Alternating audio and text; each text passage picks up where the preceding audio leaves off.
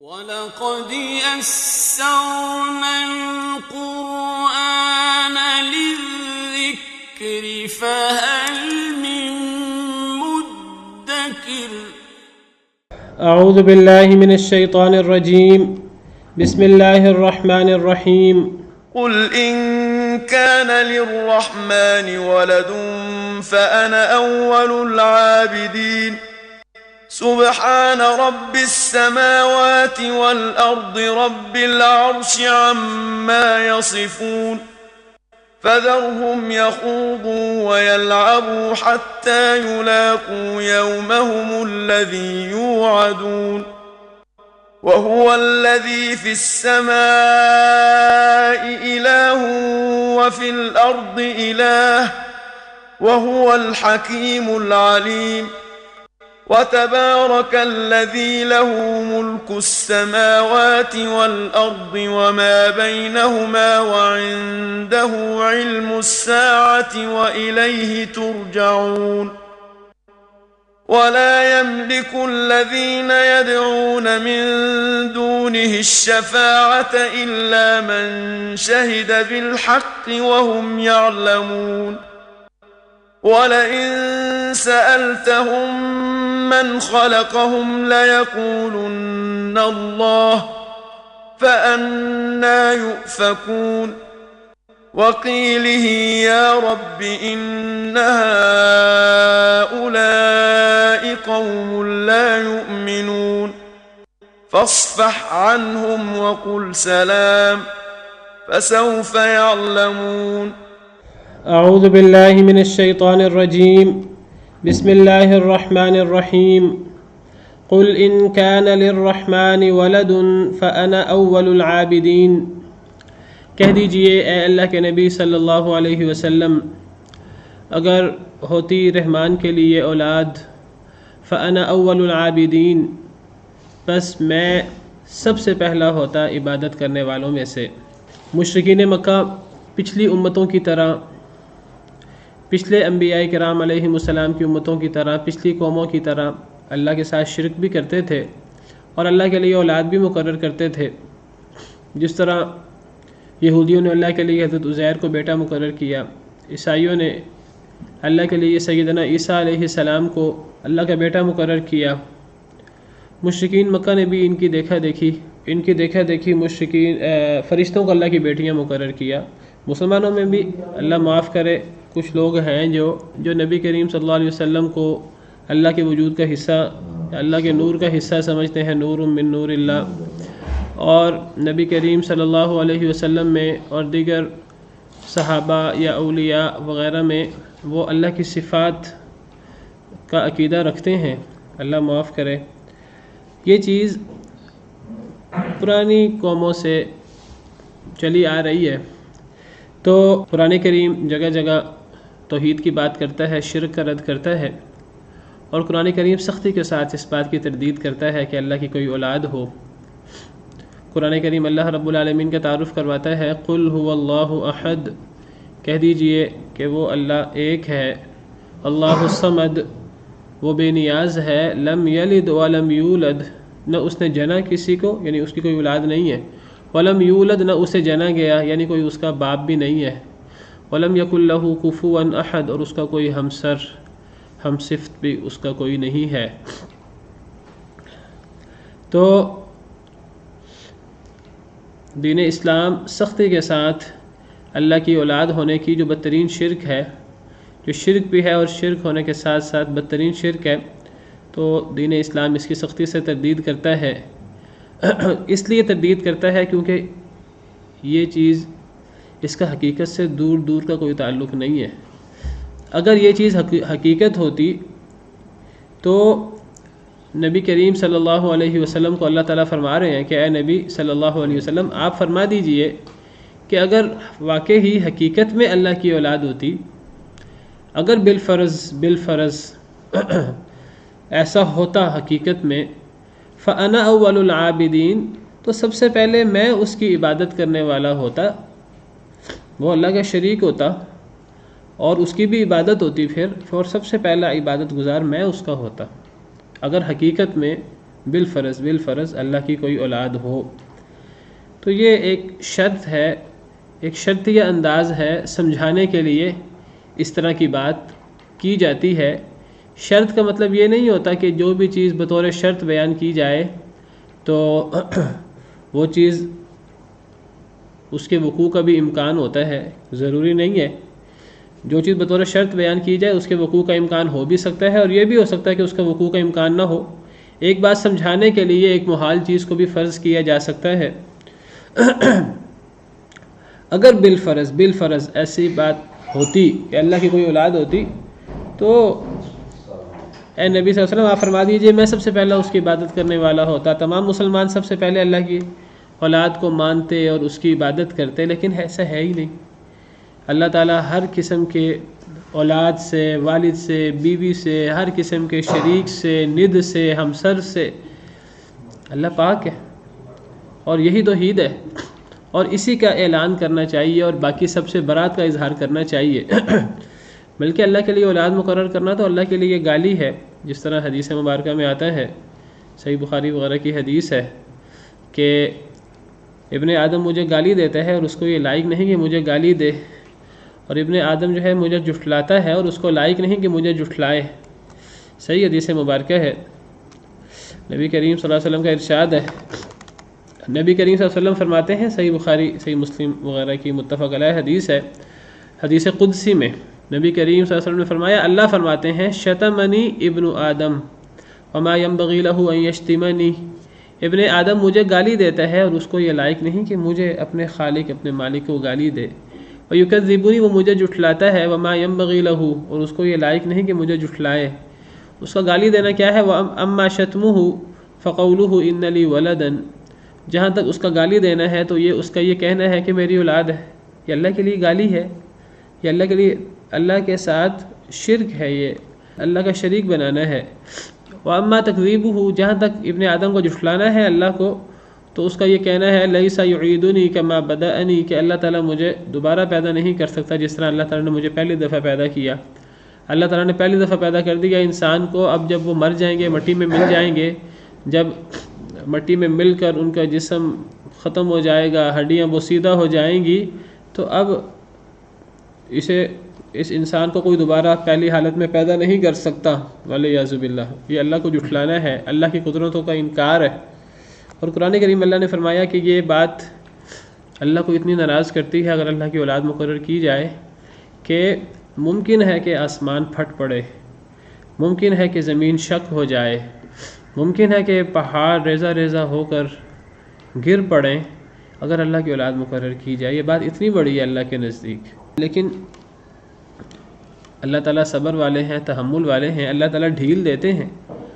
یہ نہیں کہ اللہ تعالیٰ چھوڑ دیں گے ایسے لوگوں کو. اللہ نے ایسے لوگوں کے لیے تو جہنم تیار کر رکھی ہے، جس کے بارے میں ہم نے کل پڑھا، کتنی سخت سزا ہے جہنم کی. تو فرمایا کہ کوئی چڑ کی بات نہیں ہے، ان چیزوں سے اگر باز آ جائے، معافی مانگے، اللہ پاک معاف نہیں کر سکتا. بالکل معاف کر سکتا ہے اللہ. تو شرک کو، بڑے سے بڑے گناہ کو کوئی بندہ توبہ کر لے اللہ معاف کر دیتے ہیں. تو یہ کوئی چڑ کی بات نہیں ہے. اگر بالفرض ایسی بات ہوتی تو سب سے پہلے نبی کریم صلی اللہ علیہ وسلم آپ فرما دیجیے میں اس کی عبادت کرنے والا ہوتا، مسلمان سب سے پہلے اس کی عبادت کرنے والے ہوتے، لیکن ایسی بات نہیں ہے. تو یہاں ان جو ہے یہ شرط کے معنی میں ہے، اور یہ اصل میں بفرض محال یہ بات کی گئی ہے. اس کا مطلب یہ نہیں کہ اللہ کی کوئی اولاد ہے. جس طرح نبی صلی اللہ علیہ وسلم نے فرمایا تھا، جب ایک عورت فاطمہ نے چوری کی، کسی اونچے قبیلے کی عورت تھی، تو ان قبیلے والوں نے حضرت اسامہ بن زید جو نبی کریم صلی اللہ علیہ وسلم کے بڑے پیارے تھے، آپ کے جن کو آپ نے متبنہ بنایا تھا، حضرت زید بن حارثہ، ان کے بھی بیٹے تھے. یہ گویا کہ آپ نے جن کو متبنہ بنایا تھا ان کے بیٹے آپ کے گویا کے متبنہ پوتے تھے. تو نبی کریم صلی اللہ علیہ وسلم بڑی محبت کرتے تھے ان سے. تو ان قبیلے والوں نے حضرت اسامہ بن زید سے کہا کہ آپ نبی کریم صلی اللہ علیہ وسلم کے پاس ہماری جو خاتون ہے اس کی سفارش کریں کہ اس کا ہاتھ نہ کاٹا جائے، آئندہ اس طرح نہیں ہوگا. تو اس وقت نبی کریم صلی اللہ علیہ وسلم نے تاریخی الفاظ ارشاد فرمائے تھے، اور آپ نے فرمایا تھا کہ اگر یہ تو فاطمہ ہے، اگر فاطمہ بنت محمد بھی چوری کرے تو میں اس کا بھی ہاتھ کاٹ دوں. اس کا مطلب یہ نہیں کہ فاطمہ بنت محمد سے کوئی اس کا امکان ہے، رضی اللہ عنہا و ارضاہا، جو سردار ہیں جنت کی خواتین کی، تو یہ ایک سمجھانے کی بات ہے کہ اگر میری بیٹی فاطمہ بھی چوری کرے تو میں اس کے بارے میں بھی کوئی سفارش نہیں سنوں گا، یہاں تو کسی دوسری فاطمہ نامی عورت کا معاملہ ہے، تو بات سمجھانے کے لیے اس طرح کی بات کی جاتی ہے۔ اور یہ بات قرآن کریم میں نے کل مثالیں پیش کی تھی، کئی جگہ پر قرآن کریم میں یہ بات موجود ہے۔ اللہ تعالیٰ نے سورہ انعام میں 18 انبیاء کا ذکر کرتے ہوئے فرمایا وَلَوْ أَشْرَكُوا لَحَبِطَ عَنْهُمْ مَا كَانُوا يَعْمَلُونَ، اگر وہ شرک کر لیں تو ان کے سارے اعمال بھی ضائع ہو جائیں، اگر نبی بھی شرک کر لیں تو ان کے اعمال ضائع ہو جائیں۔ اور یہ بات اللہ تعالیٰ نے سورہ زمر میں پیارے نبی محمد صلی اللہ علیہ وسلم کے حوالے سے بھی یہ بات کہی ہے، لَإِنْ أَشْرَكْتَ لَيَحْبَطَنَّ عَمَلُكَ وَلَتَكُونَنَّ مِنَ الْخَاسِرِينَ، البتہ اگر آپ نے بھی شرک کیا تو آپ کے بھی عمل ضائع ہو جائیں گے۔ یہاں بھی ایک شرط کا انداز ہے، اس کا مطلب یہ نہیں ہے کہ اس کا امکان ہے کوئی، بات سمجھانے کے لیے بعض دفعہ ایک چیز محال بھی ہوتی ہے تو فرضاً بات کر کے بات سمجھائی جاتی ہے۔ تو اگر رحمان کی اولاد ہوتی تو میں اس کا پہلا عبادت کرنے والا ہوتا۔ اور اس کی دوسری تفسیر بھی میں نے کل ذکر کی تھی، بعض مفسرین نے اس کی تفسیر کی ہے، یہاں ان اگر کے معنی میں نہیں ہے، ان نافیہ ہے کہ کہہ دیجئے نہیں ہے رحمان کے لیے اولاد، فَأَنَا أَوَّلُ الْعَابِدِينَ، پھر وہ عابدین کا معنی کرتے ہیں انکار کرنے والا، عبادہ کا ایک معنی انکار کرنا بھی ہوتا ہے۔ کہہ دیجئے نہیں ہے رحمان کے لیے اولاد، پس میں سب سے پہلا انکار کرنے والا ہوں، یہ رحمان کی اولاد ہے۔ یہ بھی تفسیر بعض مفسرین نے کی ہے، لیکن یہ تفسیر کوئی اتنی بہتر تفسیر نہیں ہے، اگرچہ یہ پرانے مفسرین سے بعض مفسرین سے یہ ثابت ہے تفسیر، لیکن بہتر تفسیر وہی ہے کہ یہاں ان شرطیہ ہے اور یہ بفرض محال کا انداز ہے کہ اگر رحمان کی اولاد ہو تو سب سے پہلے میں عبادت کرنے والا ہوں۔ فرمایا سبحان رب السماوات والارض رب العرش عما یصفون، پاک ہے جو آسمانوں کا رب ہے اور زمین کا رب ہے اور جو عرش عظیم کا رب ہے، عما یصفون، اس سے جو یہ اوصاف بیان کرتے ہیں اللہ کے، یعنی یہ بدبخت، یہ مشرکین، یہ اللہ کے ساتھ جو شرک کرتے ہیں اور اللہ کے لیے جو اولاد مقرر کرتے ہیں، یہ اللہ کے لیے جس طرح ہم نے پڑھا حدیث مبارکہ میں گالی ہے کہ اللہ کے لیے اولاد مقرر کی جائے، یہ اللہ کی توہین ہے، اللہ کی تحقیر ہے، اللہ کے لیے گالی ہے۔ تو جو یہ اللہ کے الٹے سیدھے ایسے اوصاف بیان کرتے ہیں جسے اللہ کی توہین ہو، اللہ کی تحقیر ہو، اللہ تعالیٰ پاک ہے ان تمام توہین آمیز باتوں سے اور ان شرکیہ چیزوں سے اور ان اولادوں سے، اللہ پاک ہے۔ اللہ کے لیے اولاد کیسے ہو سکتی ہے جب وہ آسمانوں کا رب ہے، جب وہ زمین کا رب ہے، جب وہ عرش عظیم کا رب ہے؟ یہ زمین کتنی بڑی ہے اور پھر یہ آسمان کتنے بڑے ہیں، ایک آسمان نہیں ہے، 7 آسمان ہیں۔ اتنی بڑی زمین کے سامنے انسان کی کیا حیثیت ہے، اور پھر ان آسمانوں کے سامنے زمین کی کیا حیثیت ہے؟ کوئی حیثیت نہیں ہے۔ اور پھر عرش عظیم کے سامنے آسمانوں کی کیا حیثیت ہے؟ کوئی حیثیت نہیں ہے۔ اللہ تو عرش عظیم کا بھی رب ہے۔ جو اتنا عظیم رب ہو، کیا اس میں کوئی صفت نقص ہو سکتی ہے؟ کیا اس کی کوئی توہین کرنے کا کسی کو اجازت ہونی چاہیے؟ بالکل اجازت نہیں ہو سکتی۔ اور اللہ تعالیٰ ان تمام عیب والی چیزوں سے پاک ہے، اللہ ند سے، شریک سے اور اولاد سے اور بیوی سے، اور اللہ تعالیٰ جو آسمانوں کا رب ہے، زمین کا رب ہے، عرش عظیم کا رب ہے، اللہ تعالیٰ ان سے پاک ہے۔ فَذَرْهُمْ يَخُوضُوا وَيَلْعَبُوا، بس چھوڑ دیجئے انہیں، چھوڑ دیجئے اے اللہ کے نبی صلی اللہ علیہ وسلم، انہیں چھوڑ دیں، ان مشرکین کو چھوڑ دیجئے۔ یخوضوا، یہ مگن رہیں، یعنی اپنی ضلالت میں اور اپنی جہالت میں اور اپنی یہ جو فضولیات ہیں، یہ جو اللہ کو برا بلا کہتے ہیں اور یہ جو بکواسات کرتے ہیں، ان کو ان کی جہالت میں چھوڑ دیں۔ وَيَلْعَبُوا، انہیں کھیلنے دیں، اپنی دنیا میں، اپنے لہو و لعب میں یہ مگن رہیں، انہیں چھوڑ دیں کہ یہ مگن رہیں اپنی جہالت میں اور یہ کھیلتے کودتے رہیں اپنی دنیا میں، انہیں چھوڑ دیں۔ حتیٰ یلاقوا یومہم الذی یوعدون، حتیٰ کہ یہ ملاقات کریں اپنے اس دن سے جس کا انہیں وعدہ دیا جاتا ہے، تب انہیں پتہ لگ جائے گا، تب ساری حقیقت ان کے سامنے واضح ہو جائے گی۔ لیکن افسوس کہ اس وقت توبہ کرنے کے لیے کوئی موقع نہیں ہوگا، اس وقت دنیا میں واپس آنے کا کوئی موقع نہیں ہوگا، اس وقت اپنی اصلاح کے لیے کوئی لمحہ ایک لمحہ بھی انہیں نہیں ملے گا کہ وہ اپنی اصلاح کر سکیں، اور اپنے یہ جو دنیا کے ان کے ایسے عقائد ہیں جو اللہ کے لیے گالی، اللہ معاف کرے، اللہ کی توہین اور اللہ کی تحقیر پر مبنی عقائد ہیں، اس وقت پھر یہ اپنے عقائد کی اصلاح نہیں کر سکیں گے، لیکن پھر اس وقت یہ اپنے عقائد کی کڑی سے کڑی سزا پائیں گے۔ اللہ ان کو چھوڑیں گے نہیں، دنیا کے اندر ان کے لیے مہلت ہے، انہیں چھوڑ دیجیے، یہ دنیا میں مگن رہیں، اپنی جہالت میں، اپنے دنیا میں کھیل کود میں مگن رہیں، انہیں چھوڑ دیں ان باتوں میں، قیامت آنے دیں، ان کو پتہ لگ جائے گا۔ ذرهم یأکلوا ویتمتعوا ویلہہم الامل، سورہ ہجر میں فرمایا انہیں چھوڑ دو کہ یہ کھاتے رہیں، پیتے رہیں، فائدے اٹھاتے رہیں، دنیا کے بکواسات کرتے رہیں، جو انہوں نے کرنا ہے کرنے دو انہیں۔ وَيُلْهِهِمُ الْأَمَلِ انہیں ان کی امیدیں غفلت میں ڈالے رکھیں۔ فَسَوْفَ يَعْلَمُونَ، ایک وقت آئے گا انہیں پتہ لگ جائے گا۔ سورہ الحاکم التکاثر میں فرمایا الحاکم التکاثر، مال و دولت کی کثرت کا مقابلہ، اس نے انہیں غفلت میں ڈال دیا ہے۔ میری بلڈنگ اونچی ہونی چاہیے، میرے پاس اچھی گاڑی ہونی چاہیے، میرے پاس زیادہ مال ہونا چاہیے، نعمتیں میرے پاس زیادہ ہونی چاہیے، ان دنیاوی نعمتوں کی کثرت کے مقابلے نے انہیں غافل کر دیا ہے۔ حتیٰ زرتم المقابر، حتیٰ کہ تم قبروں سے ملاقات کرو گے۔ یہ جو لوگ دنیا کی نعمتوں کے مقابلے میں پڑ جاتے ہیں، پھر وہ مرتے دم تک اس مقابلے میں رہتے ہیں، پھر ان کا کبھی پیٹ نہیں بھرتا، پھر ان کے پیٹ کو، ان کی خواہشات کو قبر کی مٹی ہی بھر سکتی ہے۔ حتیٰ زرتم المقابر کلا سوف تعلمون، ہرگز نہیں، ہرگز نہیں سے کیا مراد ہے؟ یہ کوئی کام کی بات نہیں ہے، یہ کوئی اہم بات نہیں ہے کہ کس کے پاس دنیا کی نعمتیں ہیں، کس کے پاس مال زیادہ ہے، کس کے پاس بڑا اقتدار ہے، کس کے پاس دنیا کی نعمتیں زیادہ ہیں، کس کی کوٹھی بڑی ہے، کس کی کار زیادہ اچھی ہے۔ یہ کوئی فضیلت کی بات نہیں ہے۔ کلا، ہرگز نہیں، سوف تعلمون، تم عنقریب جان لو گے، ثم کلا سوف تعلمون، پھر ہرگز نہیں، تم عنقریب جان لو گے۔ حقیقت کیا ہے؟ اہمیت کس چیز کی ہے؟ کلا لو تعلمون علم الیقین، کاش کہ تم جان لو یقینی طور پر، لیکن نہیں جانتے لوگ اپنے لہو و لعب میں، لوگ اپنی فضول باتوں میں، اپنے غلط عقائد میں مگن رہتے ہیں، اپنی جہالت میں مگن رہتے ہیں، لوگ اپنی اصلاح نہیں کرتے۔ کاش کہ تم جان لو یقینی طور پر، لترون الجحیم، البتہ تم ضرور جہنم کو دیکھو گے، ثم لترونها عین الیقین، پھر تم اسے یقین کی آنکھ سے دیکھو گے، لیکن اس وقت فائدہ نہیں ہوگا۔ ثم لتسألن یومئذ عن النعیم، پھر تم سے اس دن نعمتوں کے بارے میں ضرور سوال ہوگا، انہی نعمتوں کے بارے میں جن میں تم مقابلے کرتے رہے۔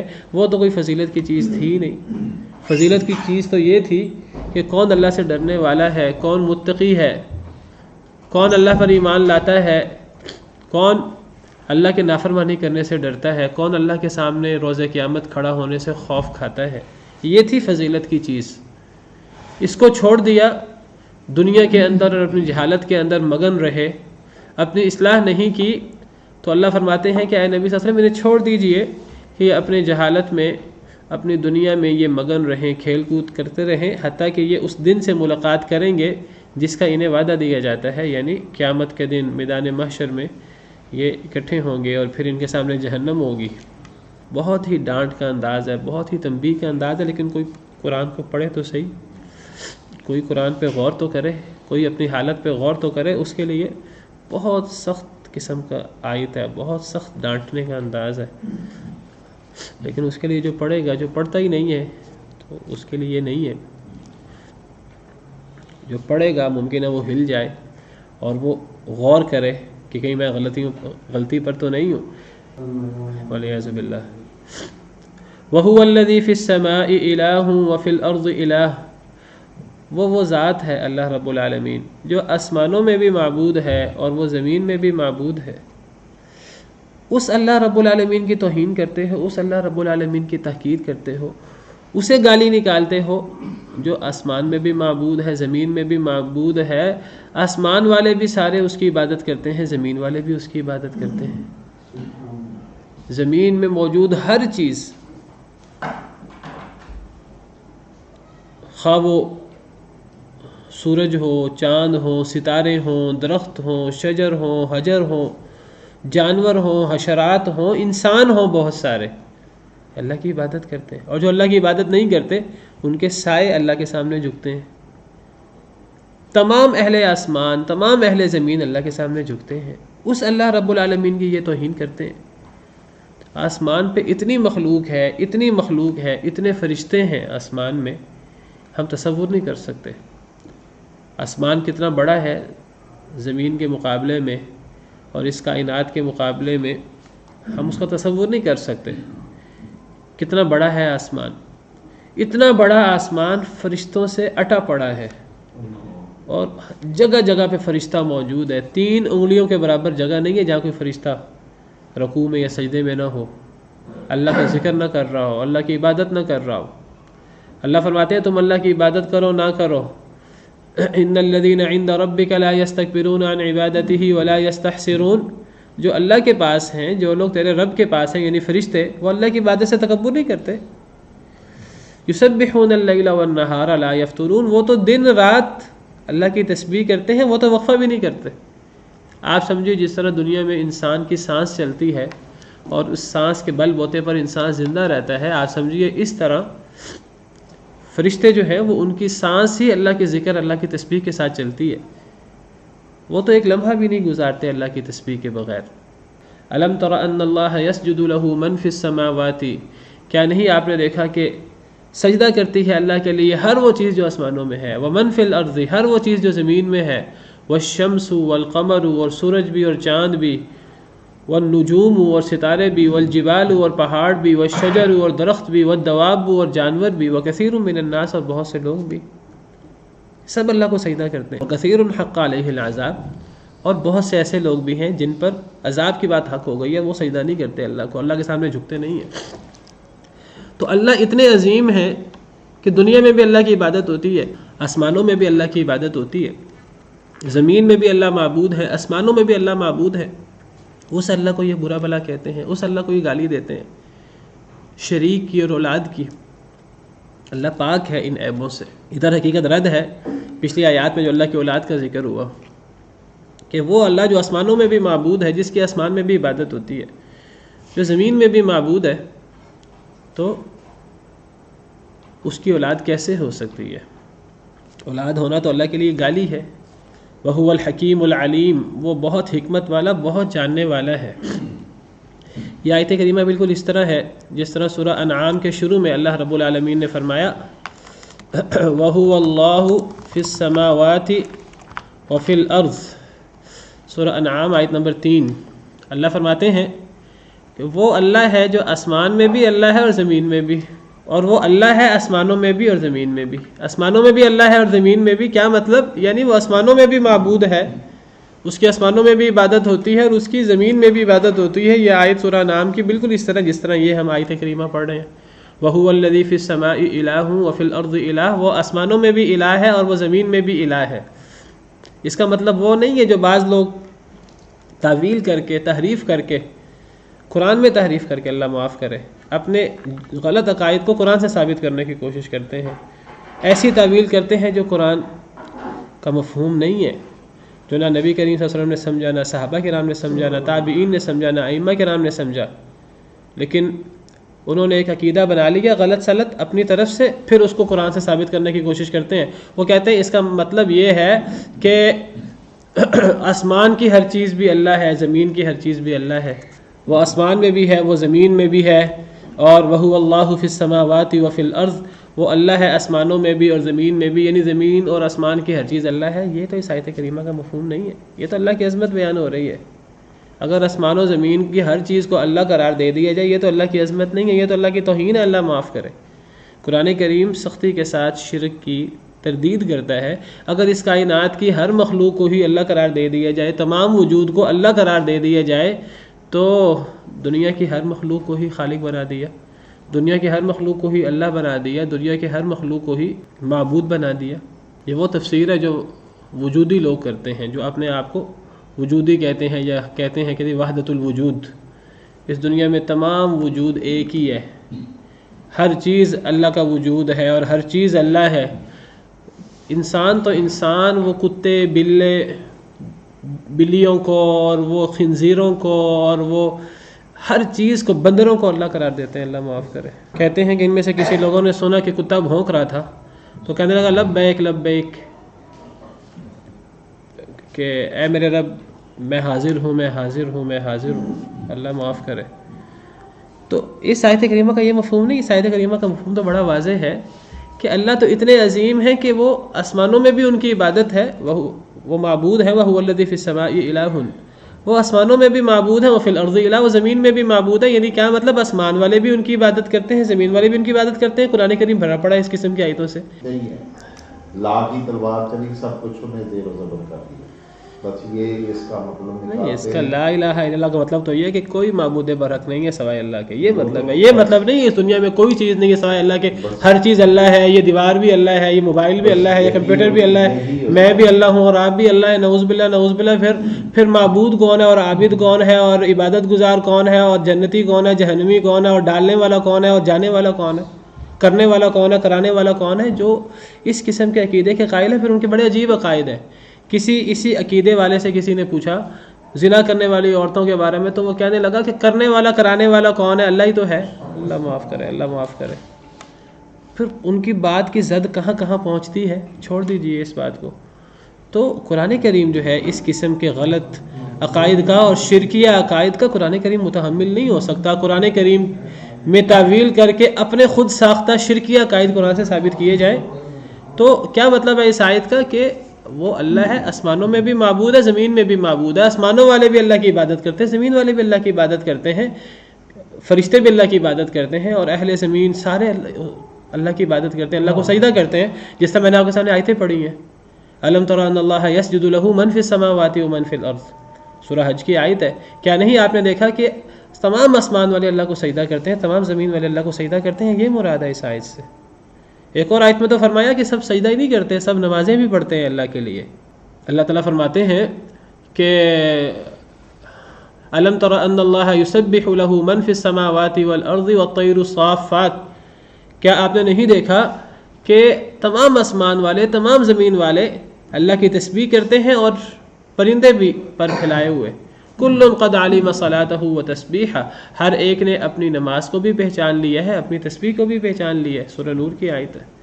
یہ مراد ہے اس آیت کریمہ سے کہ آسمان والے سارے، زمین والے سارے، صرف بدبخت کافروں کے، مشرکین کے اور کفار کے، باقی سب اللہ کے سامنے تابع فرما ہیں، اللہ کی تسبیح کرتے ہیں، اللہ کے لیے نماز پڑھتے ہیں جیسے جیسے ہر ایک کی نماز ہے، اور اللہ کو سجدہ کرتے ہیں۔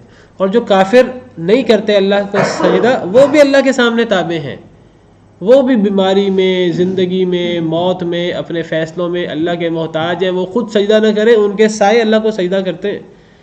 وَلِلَّهِ يَسْجُدُ مَن فِي السَّمَاوَاتِ وَالْأَرْضِ طَوْعًا وَكَرْهًا وَظِلَالُهُم بِالْغُدُوِّ وَالْآصَالِ، سورہ رعد کی آیت ہے کہ زمین و آسمان کی ہر چیز اللہ کو سجدہ کرتی ہے، چاہے خوشی سے کرے چاہے نہ خوشی سے کرے، اور ان کے سائے بھی صبح بھی اور شام بھی اللہ کو سجدہ کرتے ہیں۔ یہ مفہوم ہے ان آیات کا۔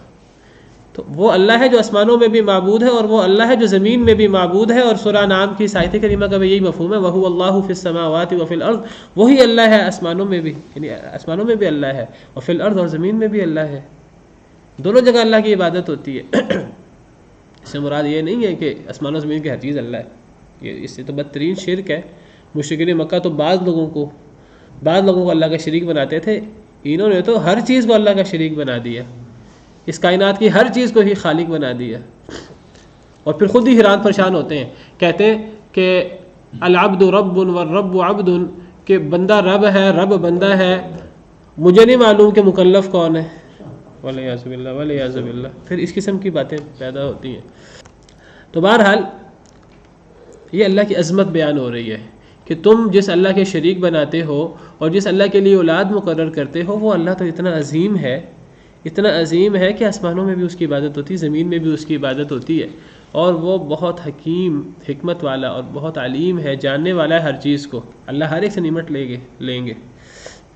وَتَبَارَكَ الَّذِي لَهُ مُلْكُ السَّمَاوَاتِ وَالْأَرْضِ وَمَا بَيْنَهُمَا، چونکہ اللہ کی توہین ہے، اللہ کے لیے اولاد مقرر ہونا، اللہ کے شریک مقرر ہونا، اور میں ذکر کر رہا ہوں اولاد مقرر ہونا اللہ کا بدترین شرک ہے اللہ کے ساتھ۔ تو اللہ تعالیٰ اس کا جواب دے رہے ہیں جو اللہ کی توہین کرتے ہیں اللہ اپنی عظمت بیان کر رہے ہیں. اس آیت کریمہ میں بھی اللہ کی عظمت ہے کہ جو اللہ اتنا عظیم ہو. وَتَبَارَكَ الَّذِي لَهُ مُلْكُ السَّمَاوَاتِ وَالْأَرْضِ، بہت بابرکت ہے وہ ذات جس کے لیے زمین و آسمان کی ملکیت ہے. زمین و آسمان کا مالک ہے وہ، زمین و آسمان کا خالق ہے وہ، زمین و آسمان کا مدبر ہے، ہر چیز کا خالق، مالک، رازق، وارث، سب کچھ اللہ ہی تو ہے. اور کیا ہے؟ تو وہ اللہ کتنا پاک ہے کہ بدبخت اس اللہ کو گالی نکالتے ہیں، اس اللہ کی توہین کرتے ہیں. انہیں یہ بات کرتے ہوئے ڈر جانا چاہیے کہ آسمان نہ گر پڑے، زمین شک نہ ہو جائے، یا زمین کے اندر دھنس نہ جائیں، پہاڑ ریزہ ریزہ ہو کر گر نہ پڑے. بہت بابرکت ہے وہ ذات، ہر قسم کے عیبوں سے، ہر قسم کی کمی، کوتاہی، نقص سے پاک ہے. عظیم ہے وہ ذات جس کے لیے ملکیت ہے آسمانوں کی بھی اور زمین کی بھی. صرف آسمان و زمین کی نہیں، وما بینہما، جو ان دونوں کے درمیان ہے، ہر چیز کی ملکیت اللہ کے پاس ہے. وَعِندَهُ عِلْمُ السَّاعَةِ، اور اس کی عظمت تو یہ ہے کہ قیامت کا علم بھی اس کے پاس ہے، اور اسی کے پاس ہے، کسی اور کے پاس نہیں ہے. یہ اللہ وحدہ لا شریک کی عظمت ہے، عظمت کا ایک مظہر ہے کہ اسی کے پاس قیامت کا علم ہے. اصل عبارت ہونی چاہیے علم الساعۃ عندہ، لیکن عندہ کو پہلے لے آئے حسر پیدا کرنے کے لیے. کئی دفعہ بات ہوئی ہے کہ جس چیز نے بعد میں آنا ہوتا ہے، جو معمول ہوتا ہے، اگر وہ پہلے آ جائے تو حسر پیدا ہو جاتا ہے. اسی کے پاس قیامت کا علم ہے، اور یہ اللہ کی عظمت ہے. اللہ کی عظمت کی دلیل ہے کہ اسی کے پاس قیامت کا علم ہے، کسی اور کے پاس نہیں ہے.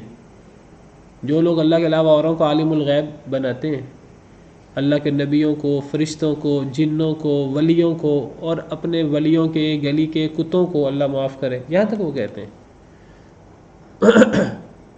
کتنی بڑی توہین ہے اللہ کی. اللہ کی صفات کس کس کو دیتے ہیں؟ اللہ رب العالمین اتنے بابرکت ہیں، اتنی عظیم ہستی ہیں کہ قیامت کا علم اگر ہے تو صرف اللہ کے پاس ہے اور کسی کے پاس نہیں ہے. سب سے عظیم مخلوق، اشرف المخلوقات، انسان یا فرشتے، اختلاف ہے کہ ان دونوں میں سے افضل کون ہے. نہ انسانوں کے سردار کو پتہ ہے کہ قیامت کب واقع ہونی ہے، نہ فرشتوں کے سردار کو پتہ ہے. انسانوں کے سردار انبیاء کرام علیہم السلام اور نبیوں کے سردار نبی کریم صلی اللہ علیہ وسلم، اور فرشتوں کے سردار 4 فرشتے ہیں. ان 4 فرشتوں میں سے بھی حضرت جبریل امین علیہ السلام سب کے سردار ہیں، جو فرشتوں کے سردار ہیں. حضرت جبریل امین علیہ السلام آپ کی خدمت میں آئے، آپ سے کچھ سوال پوچھے. حدیث جبریل جس کو کہتے ہیں، صحیح بخاری صحیح مسلم کی حدیث ہے. جو سوال کیے ان میں ایمان کے بارے میں سوال کیا، اسلام کے بارے میں سوال کیا، قیامت کے بارے میں سوال کیا. کیوں سوال کیے؟ اس لیے سوال کیے کہ تاکہ امت محمدیہ ان سوال و جواب سے کچھ سبق سیکھ لے، کچھ اپنے عقائد سیکھ لے. سوال کیا، انسانی شکل میں آئے حضرت جبریل امین علیہ السلام. سوال کیا کہ ایمان کیا ہے، آپ نے ایمان کے 6 ارکان بتائے. سوال کیا کہ اسلام کیا ہے، آپ نے اسلام کے 5 ارکان بتائے. سوال کیا کہ قیامت کب واقع ہوگی، تو نبی کریم صلی اللہ علیہ وسلم نے جواب دیا، مل مسئول عنہا بأعلم من السائل، جس سے سوال کیا جا رہا ہے وہ سوال کرنے والے سے زیادہ نہیں جانتا. سوال کرنے والے کو نہیں پتہ تو وہ مسئول سے پوچھ رہا ہے. سوال کرنے والا جبریل ہے، وہ نبی کریم صلی اللہ علیہ وسلم سے سوال کر رہا ہے. تو آپ فرماتے ہیں کہ نہ جبریل کو پتہ ہے اور نہ جس سے سوال ہو رہا ہے نبی کریم صلی اللہ علیہ وسلم، نہ انہیں پتہ ہے. سوال کرنے والے سے زیادہ مسئول کو نہیں پتہ، دونوں کو نہیں پتہ کہ قیامت کا علم کس کے پاس ہے. یہ تو بہت بڑی عظمت کی بات ہے کہ جسے قیامت کا علم ہو تو اللہ کے علاوہ کوئی عالم الغیب نہیں ہے، اور جسے قیامت کا علم نہیں ہے، یاد رکھیے عالم الغیب نہیں ہو سکتا. عالم الغیب ہونے کا مطلب ہے ہر شے کا علم ہو، اور علم غیب اللہ کی صفت ہے اور اللہ کے ساتھ خاص ہے. جس طرح اللہ کی ذات کا کوئی ہمسر نہیں ہو سکتا، کوئی اللہ کا شریک، اللہ کا ند نہیں ہو سکتا، کوئی اللہ کی اولاد نہیں ہو سکتی، نہ بیٹا، نہ بیٹی، نہ بیوی، نہ والد، نہ کچھ اور. اسی طرح اللہ کی صفات کا کوئی شریک بھی نہیں ہو سکتا. قیامت کا علم بھی صرف اللہ رب العالمین کے پاس ہے. قرآن کریم میں اللہ رب العالمین نے اس بات کو بڑی تفصیل کے ساتھ، بڑی وضاحت کے ساتھ بار بار کئی موقعوں پر وضاحت سے فرمایا یسألونک عن الساعۃ ایان مرساہا، وہ سوال کرتے ہیں آپ سے قیامت کے بارے میں کہ قیامت کب قائم ہوگی. سورہ اعراف آیت نمبر 178. وہ آپ سے سوال کرتے ہیں قیامت کے بارے میں کہ قیامت کب واقع ہوگی. قل، اے اللہ کے نبی آپ فرما دیجئے، آپ جواب دے دیجئے، انما علمها عند ربی، سوائے اس کے کہ نہیں اس کا علم تو میرے رب کے پاس ہے. انما حسر کے لیے آتا ہے، اس کا علم تو صرف میرے رب کے پاس ہے، میں کیسے بتاؤں. لا یجلیھا لوقتھا الا ہو، نہیں ظاہر کرے گا اس کو اس کے وقت پر مگر وہی، اللہ ہی اس کو ظاہر کریں گے، اللہ ہی اسے وقوع پذیر کریں گے. اللہ کو ہی پتہ ہے کب واقع ہوگی، اس کا علم بھی اللہ کے پاس ہے، اسے ظاہر بھی اللہ ہی فرمائیں گے. ثقلت فی السماوات والارض، وہ تو اتنی بڑی مصیبت ہے قیامت کہ وہ تو آسمان و زمین پہ بڑی بوجھل ہو گئی ہے. لا تأتیکم الا بغتہ، نہیں وہ آئے گی تمہارے پاس مگر اچانک، وہ بتا کر نہیں آئے گی، اچانک آئے گی، پتہ نہیں ہوگا لوگوں کو قیامت آنے والی ہے اور آ جائے گی. یسألونک کأنک حفی عنہا، وہ آپ سے سوال کرتے ہیں جیسے آپ کو اس کا بڑا پتہ ہے، جیسے آپ اس کی بڑی تحقیقات کر چکے ہیں. آپ کو تو نہیں پتہ قیامت کے بارے میں، آپ سے کیوں سوال کرتے ہیں؟ کہ آپ سے سوال بنتا نہیں ہے، کیونکہ نبی صلی اللہ علیہ وسلم نے کبھی دعویٰ نہیں کیا کہ مجھے قیامت کے بارے میں پتہ ہے، قیامت کب قائم ہوگی. آپ سے کیوں سوال کرتے ہیں؟ آپ کو جو پتہ ہی نہیں، یہ تو صرف اللہ کو پتہ ہے. قل انما علمها عند اللہ، دوبارہ فرمایا کہہ دیجئے سوائے اس کے کہ نہیں اس کا علم تو صرف اللہ کے پاس ہے. ولکن اکثر الناس لا یعلمون، لیکن اکثر لوگ نہیں جانتے. آپ دیکھیے آج بھی کتنے لوگ ہیں جو علم الغیب کو اللہ کے علاوہ اوروں کی طرف منسوب کرتے ہیں. اکثر لوگ نہیں جانتے اس بات کو نہیں مانتے کہ اللہ کے علاوہ جو ہے وہ کسی کو قیامت کا علم ہے کہ نہیں. کم لوگ اس بات کو مانتے ہیں کہ اس کو صرف اللہ جانتے ہیں اور کوئی نہیں جانتا. اکثر لوگ اس کو جانتے ہی نہیں. اکثر لوگ تو قیامت کے واقع ہونے کے بھی قائل نہیں ہیں. وہ ویسے ہی کہتے دنیا ویسے ہی جو ہے رات اور دن ہے اور ہم زندہ ہوتے ہیں اور مرتے ہیں. وہ تھوڑے لوگ ہیں جو صحیح عقیدہ رکھتے ہیں اس بارے میں کہ قیامت قائم ہوگی. بہت تھوڑے لوگ ہیں جو صحیح عقیدہ رکھتے ہیں کہ قیامت کا علم صرف اللہ کو ہے اور کسی کو نہیں ہے. بہت سے لوگ مانتے ہی نہیں ہیں. جو مانتے ہیں ان میں سے کئی لوگوں کے عجیب و غریب عقائد ہیں کہ جی نبی بھی جانتے ہیں، ولی بھی جانتے ہیں، ہر چیز وہ جانتے ہیں، جو ہو چکا وہ بھی جانتے ہیں، جو قیامت تک ہوگا وہ بھی، جو تابد ہوگا وہ بھی جانتے ہیں، ہر شے جانتے ہیں. اللہ تعالیٰ کتنی وضاحت سے فرما رہے ہیں کہ اس کو اللہ کے علاوہ کوئی نہیں جانتا. سورہ نازعات میں فرمایا یسألونک عن الساعۃ ایان مرساھا، وہ آپ سے سوال کرتے ہیں قیامت کب قائم ہوگی. فیما انت من ذکراھا، اس کے ذکر سے آپ کا کیا تعلق ہے؟ آپ کو کیا پتہ کہ کب قائم ہوگی. الی ربک منتہاھا، اس کا منتہائی علم تو آپ کے رب کے پاس ہے.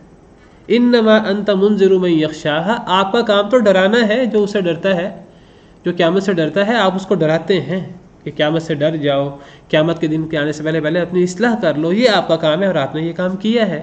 آپ کو قیامت کے وقوع کب واقع ہوگی اس کا علم تو نہیں ہے. تو اللہ کی عظمت تو یہ ہے کہ قیامت کا علم صرف اللہ وحدہ لا شریک کے پاس ہے. وَإِلَيْهِ تُرْجَعُونَ، اللہ کی طرف ہی اسی کی طرف ہی تم لوٹائے جاؤ گے. کیا مطلب یہ ہے کہ تم سب کا حشر، تم سب کا رجوع اللہ کی طرف ہوگا اور پھر وہاں جا کر تمہیں حساب دینا پڑے گا. جنہوں نے اچھے اعمال کیے وہ اچھے اعمال کی جزا پائیں گے، جنہوں نے برے اعمال کیے برے اعمال کی جزا پائیں گے. وعلیکم السلام ورحمۃ اللہ وبرکاتہ. سب کو اللہ کی طرف لوٹ کر جانا ہے. جو اللہ کو مانتا ہے، اللہ کی باتیں مانتا ہے، قیامت پر ایمان رکھتا ہے، اللہ کی توہین نہیں کرتا، اللہ کو گالیاں نہیں دیتا، سب نے اللہ کے پاس جانا ہے. جو دیتا ہے وہ بھی، جو نہیں دیتا وہ بھی، سب نے اللہ کے پاس جانا ہے. اللہ تعالیٰ ہر ایک کو اس کے اچھے یا برے اعمال کے مطابق جزا یا سزا دیں گے. وَلَا يَمْلِكُ الَّذِينَ يَدْعُونَ مِن دُونِهِ الشَّفَاعَةَ إِلَّا مَنْ شَهِدَ بِالْحَقِّ وَهُمْ يَعْلَمُونَ. فرمایا اور نہیں اختیار رکھتے وہ لوگ جو پکارتے ہیں اللہ کے علاوہ، اور نہیں اختیار رکھتے وہ لوگ جن کو یہ اللہ کے علاوہ پکارتے ہیں الشفاعۃ، سفارش کا. جنہیں یہ اللہ کے علاوہ پکارتے ہیں مشرکین، اللہ کے علاوہ جن کو اللہ کا شریک بناتے ہیں، جن کو معبود بناتے ہیں، تو یہ ان کے معبود نہیں اختیار رکھتے سفارش کا بھی، یہ سفارش بھی نہیں کر سکتے. الا من شہد بالحق، مگر جو گواہی دے حق کی، وہم یعلمون، اور وہ جانتے ہوں. کیا مطلب یہ ہے کہ مشرکین کا ایک عقیدہ یہ ہے، اللہ نے یہاں مشرکین کے بعض عقائد کا رد کیا ہے. ایک تو مشرکین جو شرک کرتے تھے اللہ کے ساتھ اور اللہ کی اولاد مقرر کرتے تھے، اللہ نے ان آیات میں ان کا رد کیا ہے. پھر مشرکین جو ہیں وہ جو شرک کرتے تھے، وہ شرک کیوں کرتے تھے؟ وہ سمجھتے تھے کہ جن کو ہم اللہ کا شریک بناتے ہیں یہ قیامت کے دن ہماری سفارش کریں گے. اگر اللہ ہم سے ناراض بھی ہوں گے تو ہمیں کیا پرواہ ہے، یہ نیک لوگ جو ہیں یہ ان کا اللہ پر بڑا حق ہے، ہم ان کے نام کی نظر و نیاز دیتے ہیں، ہم ان کے بت بنا کر مجاور بن کے بیٹھ جاتے ہیں، ہم یہ کرتے ہیں ان کے لیے، ہم وہ کرتے ہیں، ہم بھیڑ چڑھاتے ہیں ان کے لیے ذبح کرتے ہیں اور فلاں کام کرتے ہیں ان کے لیے، اللہ ناراض ہوتے ہیں تو ہوتے رہیں، یہ اللہ کے بڑے برگزیدہ لوگ ہیں، تو یہ ہماری سفارش کریں گے اور اللہ تعالیٰ ہمیں معاف کر دیں گے اور ہم جنت میں چلے جائیں گے۔ تو اللہ تعالیٰ فرماتے ہیں کہ جنہیں یہ اللہ کے علاوہ پکارتے ہیں وہ تو سفارش کے اختیار نہیں رکھتے، ہاں مگر جو حق کے ساتھ گواہی دے اور وہ جانتا ہو، جو جانتے بوجھتے حق کے ساتھ گواہی دے وہ سفارش کر سکتا ہے، لیکن وہ جو سفارش کرے گا وہ سفارش بھی مشروط ہوگی۔ جن کو یہ اللہ کے علاوہ پکارتے ہیں کوئی سفارش کا اختیار نہیں رکھتا، عمومی تردید ہے، کوئی سفارش نہیں کر سکتا، ہاں مگر جو حق کی گواہی دے اور وہ جانتے بھی ہوں، جانتے بوجھتے جو حق کی گواہی دے۔ بعض مفسرین کے مطابق یہاں حق کی گواہی سے مراد توحید کی گواہی ہے، جو توحید کی گواہی دے یا جو حق کی گواہی دے، حق کو مانے، وحی کو مانے، اللہ کی کتاب کو مانے، اللہ کے رسول کو مانے، تو اور جانتا بھی ہو کہ حق کیا ہے باطل کیا ہے، اور پھر وہ حق کی معرفت حاصل کر کے حق کی گواہی دے، تو یہ لوگ سفارش کر سکتے ہیں۔ یہاں پوری تفصیل نہیں ہے، صحیح طریقہ کار یہ ہوتا ہے کہ جب یہ کس نے کہا، یہ جو آپ نے فرمایا کیا کہ وہ حق کی گواہی جو مانتے ہیں اللہ یہ قرآن سفارش کر سکتے ہیں، یہی اس آیت کا مفہوم یہی ہے نا، وَلَا يَمْلِكُ الَّذِينَ يَدْعُونَ، نہیں اختیار رکھتے وہ لوگ جن کو یہ پکارتے ہیں اللہ کے علاوہ، سفارش کا اختیار نہیں رکھتے، إِلَّا مَنْ شَهِدَ بِالْحَقِّ، مگر وہ جو حق کی گواہی دے۔ یعنی کیا لفظی ترجمہ کیا ہوا کہ لوگ سفارش کا اختیار نہیں رکھتے مگر جو حق کی گواہی دے وہ اختیار رکھتا ہے، یہ مطلب ہوا نا آیت کا لفظی ترجمہ۔ وَهُمْ يَعْلَمُونَ، اور وہ جانتے ہوں، یعنی لوگ سفارش کا جن کو یہ اللہ کے علاوہ پکارتے ہیں وہ معبود سفارش کا اختیار نہیں رکھتے مگر وہ رکھتے ہیں جو حق کی گواہی دے۔ یہ قرآن کی آیت کا ترجمہ بیان کر رہا ہوں آپ کے سامنے اور اس کی وضاحت کر رہا ہوں کہ مراد کیا ہے۔ تو لفظی ترجمہ یہ ہوا کہ جنہیں یہ اللہ کے علاوہ پکارتے ہیں وہ سفارش کا اختیار نہیں رکھتے مگر وہ رکھتا ہے سفارش کا اختیار جو حق کی گواہی دے اور وہ جانتا ہو، جانتے بوجھتے جو حق کی گواہی دے وہ سفارش کا اختیار رکھتا ہے۔ پہلے اللہ تعالیٰ نے سفارش کی تردید کی عمومی طور پر، اور یہ قرآن کریم کا انداز ہے، قرآن کریم کئی آیات میں سفارش کی عمومی تردید کرتا ہے۔ پھر اللہ تعالیٰ نے سفارش کا اس بات کیا، اور یہ اس بات دیگر آیات کو مد نظر رکھیں تو یہ اس بات مشروط ہے۔ سفارش یعنی گویا کہ آیت کا مفہوم یہ ہے کہ اللہ کے علاوہ جنہیں یہ پکارتے ہیں کوئی سفارش کا اختیار نہیں رکھتا، ایک تو یہ بات آ گئی، دوسری بات آ گئی ہاں جو حق کی گواہی دے جانتے بوجھتے وہ حق رکھتا، وہ سفارش کا اختیار رکھتا ہے، یہ بات بھی مشروط ہے دیگر آیات کی روشنی میں۔ وہ کیا شرط ہے؟ وہ شرط یہ ہے اللہ کی اجازت ہوگی تو سفارش کر سکے گا، اس کے لیے کر سکے گا جس کے لیے اللہ کی اجازت، اللہ کا حکم ہوگا۔ یہ دو شرطیں ہیں ان کے لیے جو سفارش کر سکیں، کوئی اپنی مرضی سے سفارش کر ہی نہیں سکے گا۔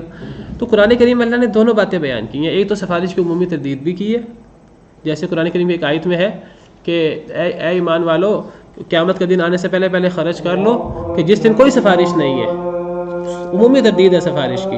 اور بعض آیات میں سفارش کا اس بات بھی ہے لیکن وہ مشروط ہے، من ذا الذی یشفع عنده الا باذنہ۔ اذان کے بعد اس بات کو میں مزید بیان کرتا ہوں۔ دیکھیے قرآن کریم کی بعض آیات میں اللہ تعالیٰ نے سفارش کا مطلقاً انکار کیا ہے، مطلقاً رد کیا ہے، اور اللہ فرماتے ہیں کہ کوئی سفارش کا اختیار نہیں رکھتا۔ اور بعض آیات میں اللہ فرماتے ہیں کہ سفارش کا اگر اختیار ہے تو صرف اللہ وحدہ لا شریک ہے، قل للہ الشفاعۃ جمیعا، قرآن کی آیت ہے، کہہ دیجئے سفارش ساری کی ساری اللہ کے لیے، کسی کے پاس کوئی اس کا اختیار نہیں ہے۔ اور بعض آیات میں صراحت سے تردید ہے سفارش کی، لیکن قرآن کریم کی بعض آیات سے پتہ لگتا ہے کہ سفارش ہوگی، لیکن جہاں قرآن کریم میں سفارش کا اس بات ہے وہاں وہ مشروط ہے، شرط کے ساتھ سفارش ہے۔ وہ شرط کیا ہے کہ اللہ کی مرضی، اللہ کی اجازت کے بغیر سفارش نہیں ہو سکتی۔ سفارش کرنے والے کو سفارش کرنے کے لیے اللہ سے اجازت لینے کی ضرورت ہے، پہلی شرط۔ اور دوسری شرط، اگر اللہ کی طرف سے کسی کو سفارش کرنے کی اجازت مل بھی گئی تو وہ جس کو چاہے اس کی سفارش کر دے، جس کو چاہے جنت میں ڈال دے، ایسا نہیں کر سکے گا۔ جسے سفارش کرنے کی اجازت مل گئی، اختیار مل بھی گیا، تو وہ صرف ان لوگوں کے بارے میں سفارش کر سکے گا جن کے بارے میں اللہ کا حکم ہوگا۔ اپنی مرضی سے وہ ہر ایک کے بارے میں سفارش نہیں کر سکے گا۔ یہ دو شرطیں ہیں اور یہ مشروط سفارش ہے۔ تو میں نے اس لیے ذکر کیا کہ قرآن کریم کی بعض آیات میں تو سفارش کا صریح انکار ہے اور بعض آیات میں مشروط سفارش کا اس بات موجود ہے۔ ان آیات کو اکٹھا کریں تو در حقیقت سارا کا سارا سفارش کا اختیار اللہ کے پاس ہی ہے، لوگوں کے پاس تو نہیں ہے۔ اللہ کی اجازت ہوگی تو لوگ کریں گے، اللہ کی اجازت انہی کے لیے ہوگی جن کے لیے اللہ چاہیں گے۔ اللہ کی مرضی کے خلاف تو سفارش ہے ہی نہیں نا، تو گویا کہ سفارش ساری کی ساری اللہ کے لیے ہی ہوئی، دونوں باتوں میں کوئی ٹکراؤ نہیں ہے۔ در حقیقت ایک تو یہ سفارش کا عقیدہ ہے جو قرآن کریم جس تھوڑی سسپینس بات نہیں ہوگی کیا اللہ جسے چاہیں گے اس کو اجازت دیں گے تو اللہ کے قریب ہی ہوگا، لیکن ایک جگہ اللہ نے بالکل ہی فرما دیا کہ بھئی ہم جو ہیں کسی کی سفارش کو نہیں مانتے۔ دیکھیے جی سورہ بقرہ کی جو آیت الکرسی ہے وہ یہ سامنے رکھ لیتے ہیں، تو من ذا الذی یشفع عنده الا باذنہ، اصل میں طریقہ کار یہ ہے اہل سنت والجماعت کا کہ اہل سنت والجماعت جو ہیں وہ کوئی بھی عقیدہ کوئی بھی بات ثابت کرتے ہیں تو وہ آیات کو تمام آیات کو ایک موضوع کی اکٹھا کر کے، ابھی دیکھیے یہ آیت الکرسی جو ہے وہ 255 نمبر آیت ہے سورہ بقرہ کی اور یہ 254 نمبر آیت ہے، دو آیتیں آگے پیچھے ہیں۔ ایک آیت کریمہ میں ہے یا ایھا الذین آمنوا انفقوا مما رزقناکم، اے ایمان والو خرچ کر لو اس سے جو ہم نے تمہیں رزق دیا، اس سے پہلے خرچ کر لو کہ وہ دن آ جائے یعنی قیامت کا دن جس میں نہ کوئی خرید و فروخت ہے، نہ کوئی دوستی ہے اور نہ کوئی سفارش۔ اب اس آیت کریمہ سے تو سفارش کی ٹوٹلی نفی ہو رہی ہے، نیچے ترجمہ دیکھ لیجئے کہ اس دن سے پہلے خرچ کر لو یعنی قیامت کے دن سے پہلے جس سے نہ کوئی تجارت ہے، نہ کوئی دوستی ہے، نہ کوئی سفارش۔ ایک تو یہ انداز ہے قرآن کریم کا، یہی انداز اس جو آیت کریمہ ہم پڑھ رہے ہیں اس کے شروع میں یہ انداز ہے۔ اب اسی اگلے آیت کریمہ میں آیت الکرسی، اس میں اللہ تعالیٰ فرماتے ہیں من ذا الذی یشفع عنده الا باذنہ۔ اب اس آیت کریمہ کو دیکھ لیجئے، کون ہے جو سفارش کر سکے اللہ کے نزدیک مگر اس کی اجازت سے؟ پتہ لگا کہ سفارش ہوگی مشروط، اللہ کی اجازت سے ہوگی۔ ایک آیت نہیں، بہت سی آیتیں ہیں۔ ایک اور آیت کریمہ میں اللہ تعالیٰ فرماتے ہیں فرشتوں کے بارے میں، وہ سفارش تو نہیں جب جس کا حکم ہی اللہ تعالیٰ، لیکن جب اللہ اس کو سفارش کہہ رہے ہیں ہم بھی اس کو سفارش کہیں گے۔ مسئلہ تو یہ ہے کہ وہ اللہ پاک کی اجازت ہی ہے نا، تو سفارش تو نہ ہوئی، وہ ایک اعزاز ہے، آپ اجازت ہے اللہ پاک دے رہے ہیں، وہ ایک اعزاز ہے کہ اگر اللہ نبیوں کو اعزاز دینا چاہے، تمہارا اعزاز تو یہ ہے کہ لوگ تو آج جنت میں جانے کے لیے ترس رہے ہیں، تمہارا اعزاز یہ ہے کہ تم جنت میں بھی جاؤ گے، جنت میں جانے سے پہلے کچھ لوگوں کی سفارش بھی کرو گے اللہ کی اجازت سے، اور تمہارے کہنے پر اللہ تعالیٰ ان کو جہنم سے جنت میں بھیج دیں گے۔ اللہ خود چاہتے ہوں گے اگرچہ، لیکن اللہ تعالیٰ خود انہیں نکالنے کی بجائے اللہ تعالیٰ تمہیں سفارش کا اختیار دیں گے، تم سفارش کرو، اجازت اللہ کی ہوگی، جن کے بارے میں سفارش کرنی ہے وہ بھی اللہ کی اجازت ہوگی، تم سفارش کرو گے اللہ کی اجازت سے، اللہ تعالیٰ ان کو جنت میں بھیج دیں گے۔ اللہ نے تو پہلے ہی بھیجنا ہوگا، وہ سفارش کا سلسلہ نہ ہو پھر بھی اللہ نے بھیجنا ہوگا۔ تو یہ ایک اعزاز ہے، ایک مقام و مرتبہ ہے جو اللہ قیامت کے دن نبیوں کو، ولیوں کو، جن کو اللہ نے سفارش کا اختیار دینا ہے اپنی مرضی سے اللہ ان کو دیں گے۔ تو یہ اب دیکھیے فرشتوں کے بارے میں قرآن میں آتا ہے، فرشتوں کے بارے میں اس لیے کہ مشرکین فرشتوں کو اللہ کی بیٹیاں کہتے تھے، فرشتوں کو اللہ کے علاوہ معبود مانتے تھے، اللہ کی بیٹیاں، اللہ کی اولاد مانتے تھے۔ تو اللہ تعالیٰ فرشتوں کا ذکر کرتے ہیں، اللہ تعالیٰ فرماتے ہیں کہ یہ مشرکین بدبختوں نے اللہ کے لیے اولاد کہا کہ اللہ نے اولاد پکڑی، مراد بیٹی ہیں۔ وقالوا اتخذ الرحمن ولدا سورہ انبیاء آیت نمبر 26، انہوں نے کہا رحمان نے اولاد پکڑی، یعنی فرشتے مراد ہے، اللہ کی بیٹیاں۔ سبحان اللہ، اس سے پاک ہے۔ بل عباد مکرمون، بلکہ وہ تو اللہ کے معزز بندے ہیں، اللہ کی بیٹیاں نہیں ہیں فرشتے، کیا ہیں؟ اللہ کے معزز بندے ہیں۔ لا یسبقونہ بالقول، وہ تو اللہ کی بات پر سبقت نہیں لے جاتے، یعنی اللہ کی بات کا انکار نہیں کرتے، اللہ کی بات کو رد نہیں کرتے، اللہ کی بات مانتے ہیں۔ وہم بامرہ یعملون، اللہ کے حکم پر عمل کرتے ہیں۔ اور اگلی آیت دیکھیں، فرشتوں کی بات ہو رہی ہے۔ یعلم ما بین ایدیہم وما خلفہم، اللہ جانتے ہیں جو ان کے آگے ہے اور جو ان کے پیچھے ہے۔ ولا یشفعون، اور نہیں وہ سفارش کر سکیں گے، الا لمن ارتضی، مگر جس کے لیے اللہ راضی ہو جائے۔ پتہ لگا فرشتے بھی سفارش کریں گے قیامت کے دن، مگر شرط ہے کہ جس کے لیے اللہ راضی ہو جائے اس کے لیے کر سکیں گے۔ وہم من خشیتہ مشفقون، اور سفارش کی کیفیت کیا ہوگی کہ وہ اللہ کے ڈر سے کانپ رہے ہوں گے۔ یہ سفارش جو ہے کوئی ایسی نہیں ہے کہ بڑے استحقاق کے ساتھ کوئی سفارش کرے، لاؤ جی میں بچاتا ہوں، کون ہے مجھے جو روکتا ہے. اس طرح نہیں ہے سفارش. یہ سفارش اللہ سے ڈرتے ہوئے ہوگی. اللہ کہیں گے کہ تم سفارش کر لو فلاں کے بارے میں, وہ سفارش کرے گا اور ڈرتے ڈرتے کرے گا. قیامت کے دن اللہ جو ہے وہ غضبناک ہوں گے, اور جو ہے لوگ اگر سفارش کریں گے بھی اللہ کی اجازت سے تو وہ من خشیتہ مشفقون, ڈرتے ڈرتے سفارش کریں گے. اسی طرح سورہ نجم کی آیت اس سے بھی زیادہ واضح ہے. اللہ تعالیٰ فرماتے ہیں کہ وَكَم مِّن مَلَكٍ فِي السَّمَاوَاتِ, سورہ نجم آیت نمبر 26, کتنے ہی فرشتے ہیں آسمانوں میں, لا تغنی شفاعتهم شیئا, ان کی سفارش کچھ فائدہ نہیں دے گی, الا من بعد ان یأذن اللہ, مگر اس کے بعد کہ اللہ اجازت دے, لمن یشاء, جس کے لیے اللہ چاہے, ویرضا, اور اللہ جس کے لیے راضی ہو جائے. تو دیکھیے ہم نے کوئی بھی عقیدہ بنانا ہے تو تمام آیات کو مد نظر رکھ کے بنانا ہے. ہم یہ نہیں کہہ سکتے. بعض آیات کا تقاضا یہی ہے, منطوق یہی ہے کہ سفارش صرف اللہ کے پاس ہے, لیکن بعض آیات میں ہے کہ اللہ کے حکم سے, اللہ کی اجازت سے سفارش ہوگی. تو اللہ کی اجازت سے سفارش ہوگی, اللہ حکم دیں گے, اجازت دیں گے تو سفارش ہوگی. اگر اللہ تعالیٰ حضرت ابراہیم کو سفارش کا اختیار دیں گے, اور دیں گے انشاءاللہ, نبیوں کو دیں گے اللہ تعالیٰ. اب یہ نہیں کہ حضرت ابراہیم اپنے باپ کی بھی سفارش کر دیں. وہ اللہ نے فرما دیا کہ حضرت ابراہیم کے باپ جنت میں نہیں جا سکتے. اللہ تعالیٰ ان کو جو ہے وہ ایک گندے کیڑے کی شکل میں جہنم میں ڈال دیں گے تاکہ حضرت ابراہیم کو ذلت کا احساس نہ ہو. حضرت ابراہیم ان کی سفارش نہیں کر سکیں گے. سفارش کا اختیار بھی ہوگا تو محدود ہوگا. تو یہ کوئی سفارش اس طرح کی نہیں ہے کہ اللہ کو ناراض کر کے کوئی بندہ اللہ کے غضب سے بچ سکے. اللہ نے جس کو معاف کرنا ہوگا, اللہ اپنی مخلوق میں سے بعض وہ جن کو عزت دینا چاہیں گے اللہ قیامت کے دن, اللہ ان کو سفارش کرنے کا اختیار دیں گے مشروط طور پر. اب قرآن کریم میں جس سفارش کا رد ہے نا ٹوٹلی, اصل میں ایک سفارش ہوتی ہے شرکیہ, ایک مشرکوں کا عقیدہ ہے سفارش کا. مشرک جب اللہ کے علاوہ عبادت کرتے ہیں معبودوں کی, تو وہ عبادت کیوں کرتے ہیں؟ اللہ نے ان کا عقیدہ ذکر کیا قرآن میں. اللہ فرماتے ہیں وَيَعْبُدُونَ مِن دُونِ اللَّهِ مَا لَا يَضُرُّهُمْ وَلَا يَنفَعُهُمْ وَيَقُولُونَ هَؤُلَاءِ شُفَعَاؤُنَا عِندَ اللَّهِ. اللہ فرماتے ہیں یہ لوگ عبادت کرتے ہیں اللہ کے علاوہ ان کی جو انہیں نہ نفع دیتے ہیں نہ نقصان دیتے ہیں. سورہ یونس کی آیت ہے. اور وہ کہتے ہیں وَيَقُولُونَ هَؤُلَاءِ شُفَعَاؤُنَا عِندَ اللَّهِ, وہ کہتے ہیں یہ اللہ کے ہاں ہمارے سفارشی ہوں گے, ہم اس لیے ان کی عبادت کرتے ہیں. یہ مشرکین مکہ کا عقیدہ تھا, اور آج بھی بہت سے لوگ جو قبروں پر جاتے ہیں ان کا یہی عقیدہ ہے. وہ کہتے ہیں کہ فلاں کو پیر بنا لو, پیر عبد القادر جیلانی کے مرید بن جاؤ, ان کے سارے مرید جنتی ہیں, بس ان کے نام کی نیاز دیتے رہو 11ویں تاریخ کو, اب چوری کرو, ڈاکے مارو, حج غج کرنے کی کوئی ضرورت نہیں ہے, تو تمہیں پیر صاحب جو ہے جنت میں لے جائیں گے خود ہی. مطلب کیا ہے؟ مطلب یہ ہے کہ بس ان کی نیاز دے دو, اب اللہ راضی ہوتا ہے تو یہ نہیں ہوتا, کوئی پرواہ نہیں, ہم تو جنتی ہیں, ہم تو فلاں پیر صاحب کی مرید ہیں, ہم تو فلاں پیر کے مرید ہیں. یہ ہے شرکیہ تصور, یہ اللہ کی توہین ہے.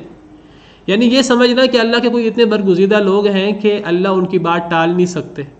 آپ مجھے بتائیے کہ سب سے اللہ کا برگزیدہ بندہ کون ہے؟ نبی کریم صلی اللہ علیہ وسلم. اللہ تعالیٰ نبیوں کی دعا سنتے ہیں, لیکن کیا ایسی کچھ دعائیں ہیں نبی صلی اللہ علیہ وسلم کی جو اللہ نے نہیں سنی ہیں؟ ایسی دعائیں یہ بتانے کے لیے کہ ٹھیک ہے فلاں نبی ہے, میرا برگزیدہ ہے, مجھ پہ حاکم نہیں ہے کہ جو وہ کہے مجھے ماننا پڑے. ایک حدیث مبارکہ میں آتا ہے نبی صلی اللہ علیہ وسلم نے 3 دعائیں کی, اللہ نے 2 قبول کر لی, 1 قبول نہیں کی. مسجد اجابہ مشہور حدیث ہے. آپ نے دعا فرمائی کہ اے اللہ میری امت کو تفرقہ بازی کا شکار نہ کرنا کہ ایک دوسرے کو یہ ماریں, اور تو اللہ نے دعا قبول نہیں کی. آج دیکھیں امت جو ہے فرقہ بازی کا شکار ہے. آپ نے دعا کی اللہ تعالیٰ سے, اے اللہ تعالیٰ میری امت کو ایز اے ہول تباہ نہ کرنا, اللہ نے دعا قبول کر لی. آپ نے دعا کی کہ اے اللہ تعالیٰ کیا مجھے اجازت ہے والدہ کی قبر پہ جانے کی؟ اللہ تعالیٰ نے اجازت دی. آپ نے اللہ تعالیٰ سے دعا کی اے اللہ تعالیٰ کہ میں ان کے لیے دعا کر سکتا ہوں, اللہ نے اجازت نہیں دی. بتایا کہ میں رب ہوں, میں خالق ہوں, آپ نہیں دی دعا کرنے کی, کیونکہ وہ اسلام پر فوت نہیں ہوئی تھی. میں صرف یہ بتانا چاہ رہا ہوں کہ جو سفارش کا ایک شرکیہ عقیدہ ہے, اللہ تعالیٰ اس شرکی عقیدے کا رد کرتے ہوئے فرماتے ہیں اصل میں یہ سمجھنا کہ کچھ لوگوں کا اللہ پر اتنا حق بنتا ہے کہ اللہ ان کی بات ٹال نہیں سکتے. اللہ پر کسی کا کوئی حق نہیں ہے, ہر اللہ کی مخلوق پر اللہ کا حق ہے, اللہ کا زور ہے. کسی کا نہ اللہ پر اتنا حق ہے نہ اتنا زور ہے کہ اللہ اس کی بات ٹال نہ سکے. اللہ ہر ایک کی بات ٹال سکتے ہیں. اللہ نے نبی صلی اللہ علیہ وسلم کی بعض دعائیں نہیں سنی, اللہ دعائیں سنتے ہیں نبیوں کی ولیوں کی, بعض نہیں بھی سنتے, یہ بتانے کے لیے کہ اللہ کا اختیار چلتا ہے. تو سفارش کا شرکیہ تصور کا رد ہے. ایسی سفارش ایسا استحقاق سارا صرف اللہ کے پاس ہے اور کسی کے پاس نہیں ہے. لیکن ایک سفارش کا صحیح تصور بھی ہے، وہ ہے اللہ کی اجازت کے ساتھ سفارش، تو وہ ہے۔ تو اس آیت کریمہ میں اسی بات کا ذکر ہے کہ وَلَا يَمْلِكُ الَّذِينَ يَدْعُونَ مِن دُونِهِ شَفَاعَةً، نہیں اختیار رکھتے وہ لوگ جنہیں یہ پکارتے ہیں اللہ کے علاوہ سفارش کا، إِلَّا مَنْ شَهِدَ بِالْحَقِّ، مگر وہ رکھتا ہے سفارش کا اختیار جو حق کی گواہی دے، وَهُمْ يَعْلَمُونَ، اور وہ جانتے ہوں، یعنی جو لوگ توحید کی گواہی دیں، حق کی گواہی دیں، اللہ تعالیٰ ایسے لوگوں کو سفارش کا اختیار دیں گے قیامت کے دن، اللہ کی اجازت سے یہ لوگ سفارش کر سکیں گے۔ وَلَئِن سَأَلْتَهُم مَّنْ خَلَقَهُمْ لَيَقُولُنَّ اللَّهُ، اور البتہ اگر آپ ان سے سوال کریں کہ انہیں کس نے پیدا کیا ہے، لَيَقُولُنَّ اللَّهُ، البتہ یہ ضرور جواب دیں گے اللہ نے۔ یہ اللہ کو اپنا خالق مالک مانتے ہیں، اللہ کی توحید ربوبیت کے قائل ہیں۔ جب اللہ کو رب مانتے ہیں تو پھر عبادت اللہ کے ساتھ اوروں کی کیوں کرتے ہیں؟ یہ ایک بہت بڑا سوال پیدا ہوتا ہے۔ سب مشرک کہتے ہیں کہ اس کائنات کو پیدا کرنے والا اللہ اکیلا ہے، وہ جس کو اللہ کے علاوہ معبود بناتے ہیں، اللہ کا بیٹا کہتے ہیں یہ، یا اللہ کے علاوہ معبود کہتے ہیں، وہ یہ نہیں کہتے کہ وہ زمین و آسمان کو اس نے پیدا کیا، انسان کو اس نے پیدا کیا، وہ یہ نہیں کہتے۔ وہ کہتے ہیں آسمان کو پیدا کرنے والا اللہ ہے، زمین کو پیدا کرنے والا اللہ ہے۔ جب آسمان و زمین کو پیدا کرنے والا اللہ ہے اور اس بارے میں اللہ اکیلا ہے، تو عبادت اللہ کے ساتھ اوروں کی کیوں؟ تو اللہ فرماتے ہیں فَأَنَّا يُؤْفَكُونَ، کہاں یہ بہکائے جاتے ہیں؟ جب یہ صرف اللہ وحدہ لا شریک کو خالق مالک مانتے ہیں، توحید ربوبیت میں توحید کے قائل ہیں، تو الوہیت میں توحید کے قائل کیوں نہیں ہیں؟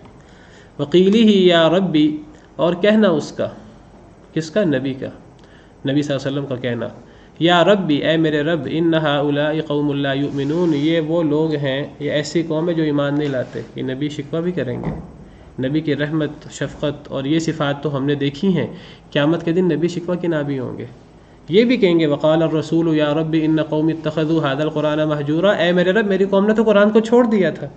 اور رسول کا یہ کہنا بھی ہوگا کہ اے میرے رب ان ہؤلاء قوم لا یؤمنون، میری قوم کو کیا ہو گیا، ایمان ہی نہیں لاتے، میں تو دعوت دے کے تھک گیا ہوں، میں تو ان کو سمجھا کر کوشش کر کے تھک گیا ہوں، ایمان ہی نہیں لاتے۔ نبی شکوہ کیا نبی صلی اللہ علیہ وسلم نے، اور قیامت کے دن بھی کریں گے۔ اس کا کہنا نبی کا کہ اے میرے رب یہ لوگ ایسی قوم ہے جو ایمان نہیں لاتے۔ اللہ کا آگے سے جواب کیا ہے، فاصفح عنہم، آپ درگزر فرمائیے ان سے، وقل سلام، اور سلام کہیں۔ جو نہیں مانتا زبردستی تو نہیں کرنی، اسلام میں جبر تو نہیں ہے، لا اکراہ فی الدین، آپ درگزر کر دیں، چھوڑ دیں۔ وقل سلام، سلام کہہ دیں، یا سلام سے مراد عزت دینے والا سلام نہیں ہے، یہ سلام متارکہ کہتے ہیں اس کو، جان چھڑانے والا سلام، آپ منہ موڑ لیں، سلام کہیں۔ فسوف یعلمون، انہیں عنقریب پتہ لگ جائے گا، قیامت کے دن پتہ لگ جائے گا حق کیا ہے باطل کیا ہے، اور قیامت کے دن یہ اپنے اس عمل کی سزا بھگتیں گے اگر یہ ایمان نہیں لاتے، عنقریب انہیں پتہ لگ جائے گا۔ سبحان ربک رب العزت عما یصفون وسلام علی المرسلین۔ في رحمه تحلو الحياة شوقا إلى